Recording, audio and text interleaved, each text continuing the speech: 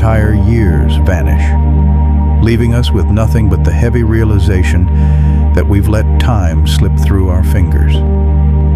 Over 2,000 years ago, the Stoics warned us about this trap. Seneca said, "You fear things like a mortal, but chase your desires like you're immortal." That line stings because it calls us out. We avoid simple discomforts, awkward conversations, hard workouts, the pain of learning something new. Yet we live like we'll always have more time to chase our biggest ambitions. We obsess over tiny stressors and postpone the work that could completely change our lives. But here's the truth. Time isn't stolen from us. It's given away, moment by moment, decision by decision. Until one day, we look back and realize we've traded our lives for nothing. Seneca nailed it. Most people don't live. They just plan to. They spend their lives getting ready, always preparing, never starting. And the greatest tragedy? It's not laziness that destroys most potential. It's delay. That subtle inner voice whispering, "Greater than tomorrow. Tomorrow you'll finally start. Tomorrow you'll get serious." But tomorrow is a lie. It promises everything and delivers nothing.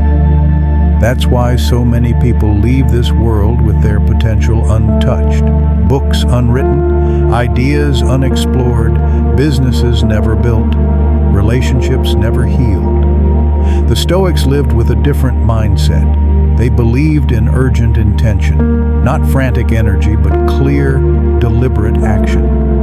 Because the gap between who you are and who you could become is only closed by disciplined action, taken consistently, even when it's hard. Marcus Aurelius, Emperor of Rome, wrote, "At dawn, when you struggle to wake up, remind yourself, I am rising to do the work of a human being. Not as an emperor, not as a king, just as a human. Because your job isn't to chase titles or applause. It's to become who you're capable of being. Look around. Most people have stopped growing, mentally, emotionally, spiritually. They're living in comfortable stagnation, going through the motions, consuming, scrolling, numbing, existing. But this message is not for them. This is for those of you who feel that fire, that quiet rage that says, "Greater than I was made for more than this." If that's you, stop negotiating with potential. Start building what you know you're meant to create. Today isn't about feel-good motivation. It's about ancient truths that have changed lives for centuries. Because if you keep living in autopilot, waiting for perfect timing, blaming others for choices only you can make, then one day you'll wake up full of regret. And regret is the heaviest burden the human soul can carry. Epictetus, once a slave, later a philosopher, asked the question, "How long will you wait before you demand the best from yourself?" So, how long? Haven't you waited enough? From now on, walk with urgency. Not stress, not panic, but the deep urgency that comes from knowing that time is finite. You can't outsource your growth. This is your work to do, your fight to win, your life to build. Principle 1. Stop negotiating with laziness. The first and most essential step to changing your life is this. Stop bargaining with your lower self. Every single day, there's a battle happening between who you are now and who you could be. Marcus Aurelius, ruler of the Roman Empire, still had to fight his own desire for comfort.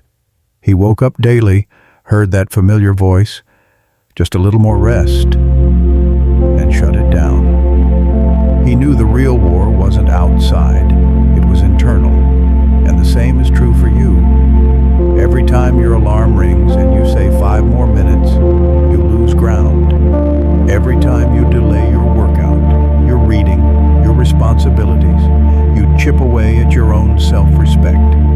Over time, you stop trusting your own word. You become someone with good intentions and terrible follow-through.